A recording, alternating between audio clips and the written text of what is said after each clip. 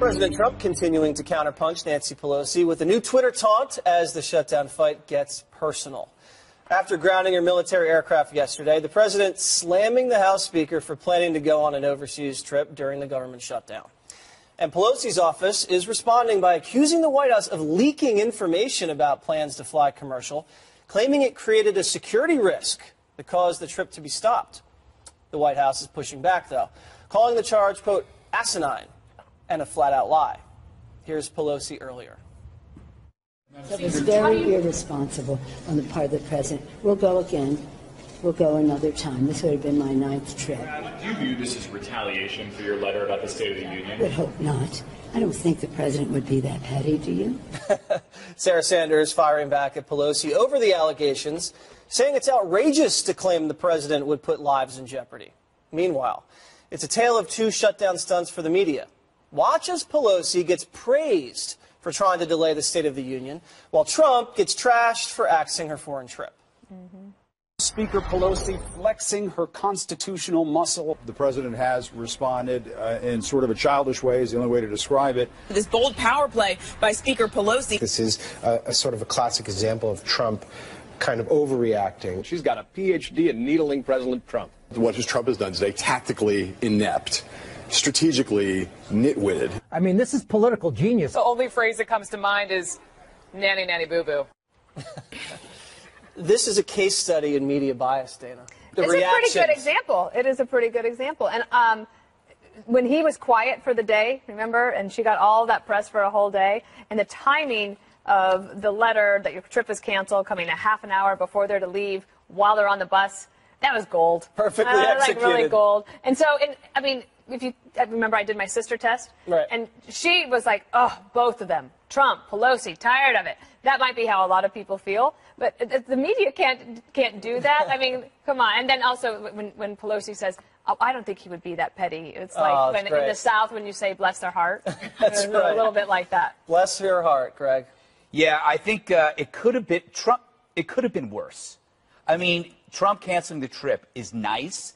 Imagine if he had allowed them to get on the plane and then he waited until they were in the air and then rerouted it so it flew in circles around the U.S. for like 11 hours. I don't know how long the trip is. But imagine if he let him fly in the air for 11 hours, right? And then he goes, okay, let him land in D.C.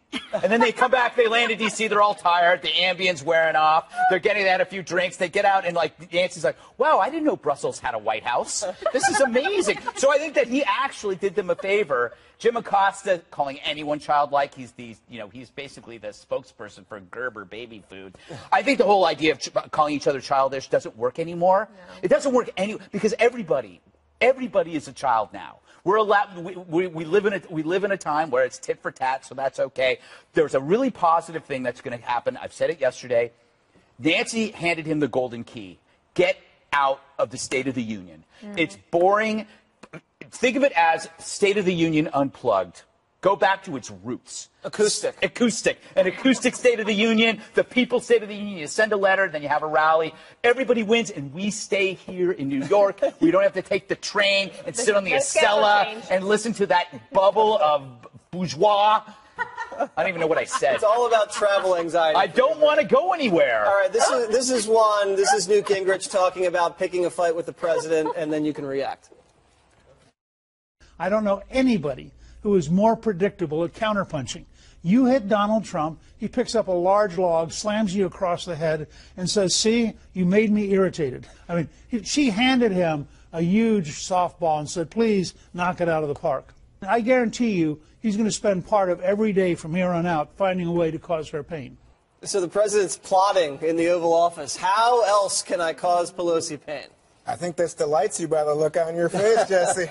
But I think he's causing himself a great deal of pain. I mean, I was just looking at the polls today, and it's pretty clear. All the polls indicate that majorities blame the president for what's going on, and people don't like the idea of shutdown, don't think it's a good idea to shut down the government as a leverage point over building the wall that we know Mexico was going to pay for. And, you know, to me, they think, you know, we should get a deal. We should be able to reach a deal. So, you know, to Dana's sister's point, it'd be nice if people sat down and really thought about this and really were able to negotiate. Do you think, Juan? But no, let me finish. But here you have a situation where you had Republicans and Democrats make a deal. McConnell said, here's a deal. It was the president who shut down the government. So now you have Vice President Pence, Jared Kushner meeting with Mitch McConnell. They're trying to figure out some way to help the president save face, because that's all this is about. And when he does something, and I think that Pelosi was very clear, and I think the State Department, when they had to say, you can't go, it's very clear. He did talk about the commercial itinerary in a way that would have endangered her life and the life of everyone on there. But guess what? In the conservative media bubble, you get the kind of playground tit for tat. Oh, Adam Schiff was on. Remember Adam Schiff, the one that the president misspells his name with the T's. It's unbelievable that we are at this juvenile level. But I think the American people from the polls say enough of this playground behavior. It's not good. It's not good governance, and it's not who we are. Well, to that one, I would say Nancy started it. How's that for playground? Yes. Dr. Nicole Sapphire, Juan says right now the polls indicate that everybody blames the president for the shutdown. If the president were to cut a deal, get the wall, and reopen the government, would the American people give him credit for ending the shutdown, and his base would be very ecstatic about the wall funding? Yes. Well, of course. His base would be very happy, but I'm sure that the other side, who never supports him, would come up with something else, and he would not get credit But there's for that. more of an upside for the president here. Right. I do agree. I think that they really need to hone in. He has compromised. He's compromised on the cost of the border wall. He's gone from $21 billion down to $5.7. He's compromised on DACA. I mean, these are things that happen with his campaign. He's doing what he said in his campaign. He lowered corporate tax. He bombed ISIS. He's bringing the troops home. He has to do the wall. He has to do something here. If he foregoes the wall, he's going to lose his base. And the Republicans are really going to suffer from this. Now, this tit for tat, and it really is nanny, nanny, boo-boo, but it's on both sides. And it just is. I mean, Pelosi's in Hawaii. She comes back, and she says she's going to pull the reins on the SOTU, which, okay. And then he cancels her trip. I mean, it is a back and forth. I want to see them back in the White House, get some of their cronies, get in the Oval Office, lock themselves in, and hash out a deal. Like, there's no, okay, let's shake hands and let's move on with the day. No, you stay in that office until you figured it out, because you have 800,000 people not getting paid. And when you're praising the unemployment rate, how it keeps going down, but now all of a sudden we have employed individuals not getting paid. They're needing GoFundMe accounts. They're having to file for unemployment. This isn't right. So, this is Doc, wrong. I just want to point out that you just said this is all about the president's wanting to make a political point. It's not about border security. He got elected this is to do all by the he wants. American people, whether you agree with it or not. No. He got elected saying he was doing a wall. You're wrong. He got elected saying Mexico would pay for this wall. No, we're not near that. And so you have him. Well, a lot of people believe that the new NAFTA deal gets Mexico to pay for it. But here's the can thing. we Let me get some finish other this people point. in here? This is important. You have now Gary Cohn, the president's economic advisor. I thought this was friction-free Friday. Okay, so let me say this. We always you cut have him the off. Federal Reserve Bank chair here in New York saying what's going on right now is slowing U.S. economic growth. The president lets Mrs. Trump fly last night. You won't let Pelosi fly. And Melania's not negotiating. Melania's not negotiating. I thought the principle was in the letter. In the Oval Office. We don't need her. Yeah, we don't need her. But the principle in the letter was let's get everybody else. It would be interesting to see an actual specific plan by the Democrats, because now we have them on record saying that they're for enhanced border security. They actually say it now, even though their leader said it was immoral. Remember, walls were immoral, and now you have them backtracking and say, "But wait a minute, it's moral." So what I would like to, would be really need to see a plan that actually shows a border without a wall. I would like to see that, because the thing is, if you want a deal, you're going to have to create money for enhanced border, right? That's what it'd be. So the Democrats have to come up with a specific deal, right, with this money that doesn't have any wall. I would like to see that. Do you think that's possible? I would like to. No. One, you believe that you could do it without a wall? Then you should write it down right now. I want to see you draw it out. I don't think this is so hard. Well, it's impossible. Jesse was making fun of me yesterday for going through the steps. The added funding in terms of security personnel, the drones, but no wall. Yeah, you don't need it. It's not even because it's all the parts of it that have walls. Your favorite radio host Howard Stern said, "Doesn't work." Where'd you hear that? From you. There you go. At least we know Juan's listening to us. Yeah. All right, only when he wants to hear what he wants. And President Trump is going after Michael Cohen as a liar today after an explosive BuzzFeed report claimed federal investigators have evidence that the president instructed Michael Cohen to lie to Congress about negotiations to build a Trump Tower in Moscow. Democrats now demanding an investigation, with some calling for impeachment, while Trump's legal team is slamming the report and taking aim at Cohen himself. Live now to Chief White House correspondent John Roberts with the latest. John?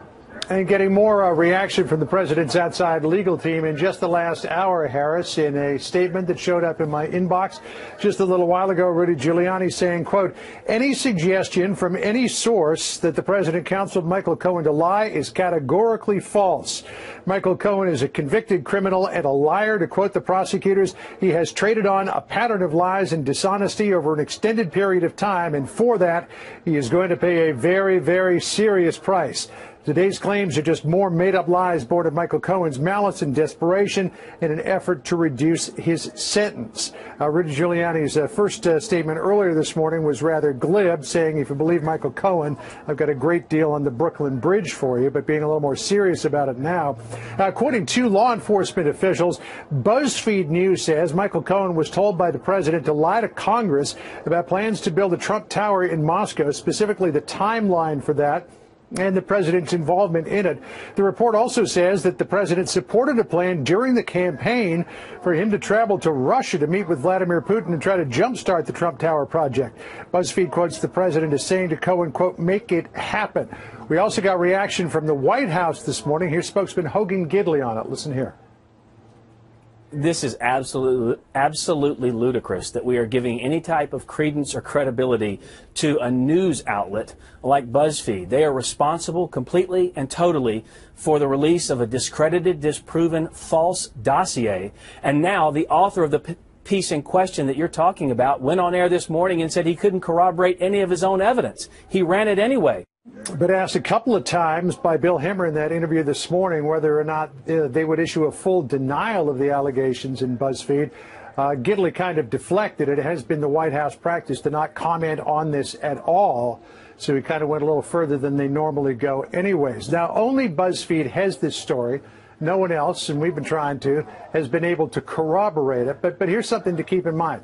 The Office of Special Counsel interviewed Michael Cohen several times, spoke with him for lengthy periods of time, hours-long interviews with him, and sought fit to send a note to the judge who was involved in his sentencing hearing back in December to say, look, we think that he's been a valuable witness and we would recommend leniency in his sentencing.